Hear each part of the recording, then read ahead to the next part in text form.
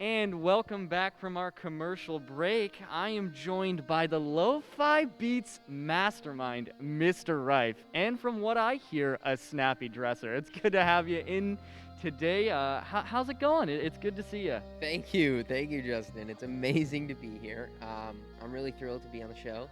I've heard great things. I've watched the show so many times, and I'm just so excited to finally be here.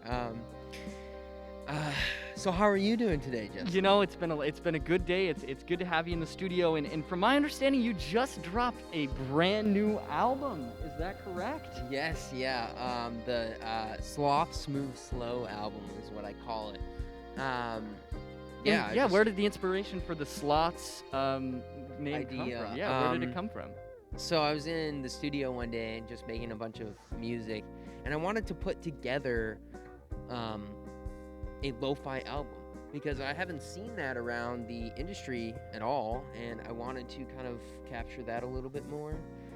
So I decided to draw up a sloth because I saw it on a t-shirt one day, and so I drew up a sloth having this and smoking a doobie, and I thought it was the funniest thing in the world, and so I drew it up, and that's the cover of the album. Okay, yeah, and that is a very interesting story to say the least. Most albums kind of formulate in their own way. Who is your album for? I would say for those artists that just kind of have a troubling time putting their voice out there.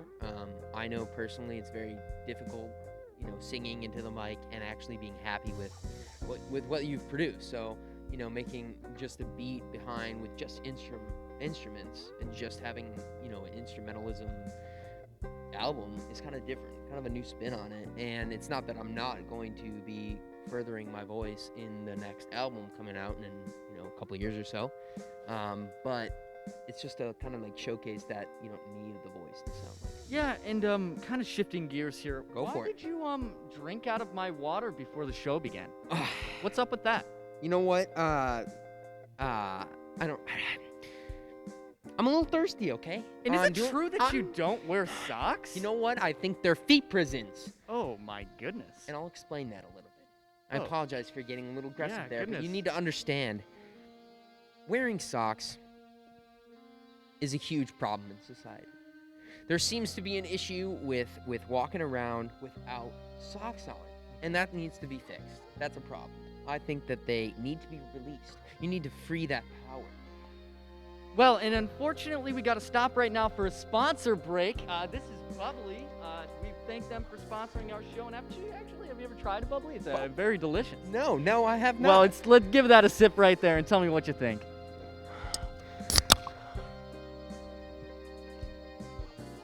Ugh! Isn't that delicious? And folks, you can get your own custom midday show Bubbly for only $14.99 plus shipping and handling. Wow. I gotta say, Justin, that's amazing. I know. And we thank Bubbly again for our sponsorship, but we've got more questions. Don't go anywhere. So, we've actually got one more question to kind of wrap things up right now. And this is a really serious question. I understand that you're going through a messy breakup, unfortunately.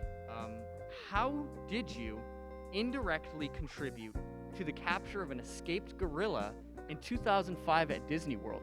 And was this gorilla Harambe? You know what? This is a tough place to explain this. We were at the park, my girl and I, and she wanted a soft pretzel, but not to eat it, right?